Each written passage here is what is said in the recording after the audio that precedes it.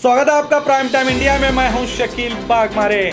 आइए देखते हैं प्राइम टाइम में आज क्या है खास। पाकिस्तान से आए 2 हिंदू परिवार वापस पाकिस्तान लौट गए। 25,000 हिंदू पाकिस्तान वापस आना चाहते हैं। मौलाना साद के खिलाफ तहकीकात जारी है केंद्र सरकार। संजय सिंह का पीएम मोदी पर निशाना, बोले चाय के लिए नहीं बल्कि किसानों के निवाले के लिए लड़ रहा हूं। बिहार चुनाव में एआईएमआईएम की एंट्री, किसको होगा फायदा किसको होगा नुकसान। देश में कोरोना के हालात और जानते हैं दुनिया भर में आज क्या हुआ था खास। आइए देखते हैं खबरें विस्तार से। पाकिस्तान से आए 2 हिंदू परिवार वापस पाकिस्तान लौट गए। पाकिस्तान के 2 हिंदू परिवार बहुत से अच्छी आशा और उम्मीदों के साथ भारत आए थे कि अब उनके सारे परेशानियां हिंदुस्तान की बीजेपी सरकार जो हिंदुत्व का दम भरती है वो इनके परेशानियों को दूर कर देगी। मगर भारत के रवैये से निराश होकर ये दोनों परिवार वापस पाकिस्तान लौट गए। इन परिवारों के बुजुर्ग नानक राम और कन्हैया लाल के साथ 14 लोग भारत आए थे। इनका कहना है कि सीएए कानून लाकर भारत से बाहर बसे हिंदुओं को लेकर देश में बसने के दावे सभी खोखले निकले। भारत में इनके साथ अच्छे व्यवहार नहीं हुए हैं। उन्होंने बड़ी परेशानी का सामना किया है। यहाँ उन्हें सरकार ने किसी भी तरह की कोई सहूलतें नहीं दी। नानक राम और कन्हैया राम का कहना है कि हम भारत के मुद्दों का सामना करने के बाद वापस पाकिस्तान लौट आए हैं। ये लोग वाघा बॉर्डर से सिंध प्रांत के कोटगी शहर लौट आए और कन्हैया लाल ने दावा किया कि पाकिस्तान से आए 25,000 हिंदू पाकिस्तान वापस आना चाहते हैं, लेकिन वो लोग जोधपुर में फंसे हुए हैं और कहा कि इन लोगों को कोई सुविधा नहीं दी गई और इनकी पहचान पाकिस्तानियों के तौर पर ही की जा रही है।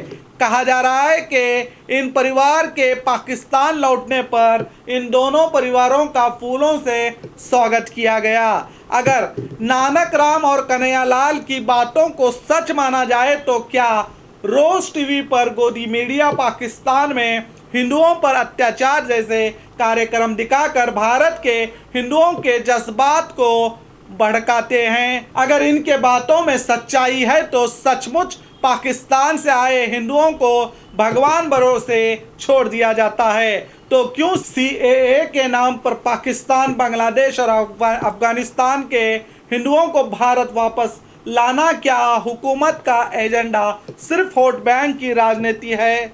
अतिथि देवो भव के इस देश में आए हुए लोगों के साथ इतना बुरा सलूक हुआ कि वो वापस लौट गए। अब ऐसे कई सवाल सरकार पर उठने लगे हैं।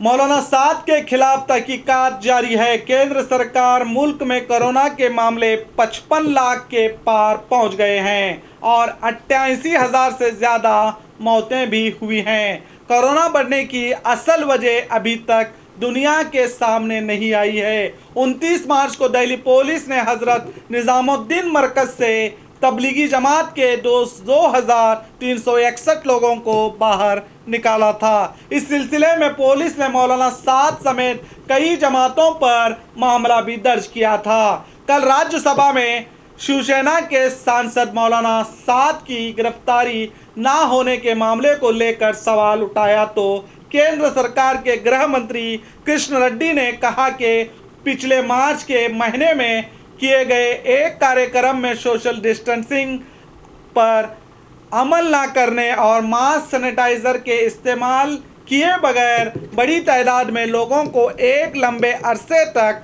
मरकज में रखे जाने की वजह से लोगों में कोरोना इन्फेक्शन फैल गया है, जिस पर अभी मौलाना साद के खिलाफ जांच जारी है, कहा गृह मंत्री ने। सारी दुनिया के साइंटिस्ट कोरोना के बढ़ने की वजह और इसकी दवा बनाने के ताल्लुक से बड़ी मेहनत कर रहे हैं। वहीं भारत के चुने हुए प्रतिनिधि संसद में पूछे गए सवालों पर गलत बयानी करके भारत के लोगों को गुमराह करने की कोशिश में लगे हुए हैं। जबकि भारत के सुप्रीम कोर्ट ने साफ अल्फाज में ये कहा है कि तबलीगी जमात को बलि का बकरा बनाया गया है। मैं फिर से कहूँगा, सुप्रीम कोर्ट ने साफ अल्फाजों में कहा है कि बलि का बकरा बनाया गया है। उसके बावजूद भी संसद में सवाल किए जाते हैं और तबलीगी जमात पर कोरोना महामारी का इल्ज़ाम लगाया जाता है, जो काफ़ी शर्म की बात है। जबकि सुप्रीम कोर्ट ने ही ये ऐलान किया है कि बलि का बकरा बनाया जा रहा है और ये महामारी है जो किसी को भी और किसी से भी हो सकती है, मगर लोगों द्वारा चुने गए प्रतिनिधि संसद में सवाल पूछने वाले और जवाब देने वालों की सुई अभी तक तबलीगी जमात पर ही अटकी हुई है।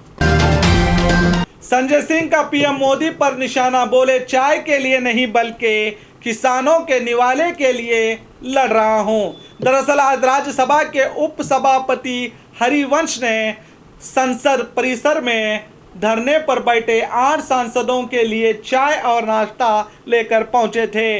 इन सांसदों ने इसे लेने से इनकार कर दिया तो पीएम मोदी ने हरिवंश के इस कदम की सराहना की है। इस पर किसान बिल का विरोध कर रहे आम आदमी पार्टी के राज्यसभा सांसद संजय सिंह ने पीएम मोदी पर ट्वीट करके निशाना साधते हुए कहा है कि मोदी जी, हम अपनी चाय के लिए नहीं लड़ रहे हैं बल्कि अपने किसानों के निवाले के लिए लड़ रहे हैं जो आपने छीना है। मेरी आपसे गुजारिश है कि मैं आपकी चाय पूरे सम्मान के साथ लौटा रहा हूं।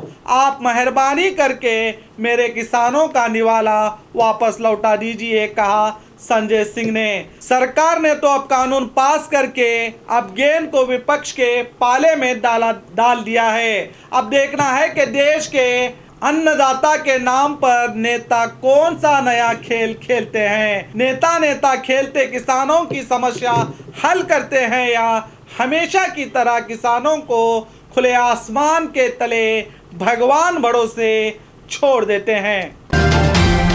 बिहार चुनाव में एआईएमआईएम की एंट्री, किसको फायदा होगा और किसको होगा नुकसान। बिहार विधानसभा चुनाव 2020 में एमआईएम की एंट्री हो गई है, जिसमें सांसद असदुद्दीन की पार्टी एमआईएम और पूर्व सांसद देवेंद्र यादव की पार्टी समाजवादी जनता दल डेमोक्रेटिक ने मिलकर संयुक्त जनतांत्रिक सेकुलर गठबंधन यूडीएसए बनाया है। अब इसे लेकर चर्चा शुरू हो गई है कि आखिर बिहार में ओवैसी की एंट्री से किसके वोट बैंक पर असर पड़ने वाला है। इस गठबंधन के बनने के बाद बिहार विधानसभा चुनाव में तीसरा मोर्चे को लेकर संभावना बनने लगी है। हालांकि अभी तक किसी अन्य पार्टी ने इस गठबंधन को अपना समर्थन देने की घोषणा नहीं की। इस मामले में ओवैसी ने कहा कि बिहार में विपक्ष अपने कर्तव्य नहीं निभा रहा है, इसीलिए तीसरे मोर्चे के तौर पर ये नया गठबंधन बना है, कहा ओवैसी ने। एआईएमआईएम को दूसरे पार्टी के नेता वोट कटवाओ पार्टी कहते हैं और अक्सर वोटों के विभाजन से हमेशा बीजेपी को बड़ा फायदा भी होता है। पहले से ही बीजेपी की बी टीम के नाम से बदनाम एआईएमआईएम क्या बिहार में क्या सचमुच एक नया तीसरा मोर्चा खड़ा करके बीजेपी को पटकनी देकर एक नया इतिहास लिखती हैं या लोगों में वोटों के विभाजन से बीजेपी को फायदा होगा, देखना बाकी है। देश में कोरोना के हालात, पिछले 24 घंटे में देश में 75,000 से ज्यादा मामले सामने आए हैं। अब देश में कोरोना मरीजों की कुल तादाद बढ़कर 55 लाख के पार हुई है। पिछले 24 घंटे में 1053 लोगों की मौत होने से इस बीमारी से मरने वालों की कुल तादाद बढ़कर 88,935 हो चुकी है। देश में अब एक्टिव केस की तादाद बढ़कर 10 लाख के पार हो गई है। वहीं इस वबा से ठीक होने वालों की संख्या बढ़कर 44 लाख के पार पहुंच गई है। रिकवरी रेट बढ़कर 88.7% हुआ है, तो वहीं मौत का आंकड़ा घटकर 1.66 हुआ है। देश में भले ही मरीजों की तादाद बढ़ रही है, मगर मौतों की संख्या कम होने से लोग राहत की सांस ले रहे हैं। आज 22 सितंबर है। चलिए जानते हैं आज क्या हुआ था दुनिया भर में खास। आज ही के दिन 1539 में सिखों के पहले गुरु गुरु नानक देव का करतारपुर में निधन हुआ था। उन्होंने ही लंगर प्रथा की शुरुआत की थी, जिससे आज भी कई भूखे और गरीब लोग फायदा उठाते हैं। 2011 भारतीय क्रिकेट के पूर्व कप्तान नवाब मंसूर अली खान पतौड़ी का आज ही के दिन 2011 में निधन हुआ था। 1965 में आज ही के दिन यूनाइटेड नेशन की पहल पर भारत और पाकिस्तान के बीच युद्ध विराम हुआ था। आज ही के दिन 1979 में जमीयत इस्लाम के संस्थापक मौलाना अब्दुल अली मौदूदी का निधन हुआ था। और खबरों के लिए देखते रहिए आपका अपना B News Nation prime time India.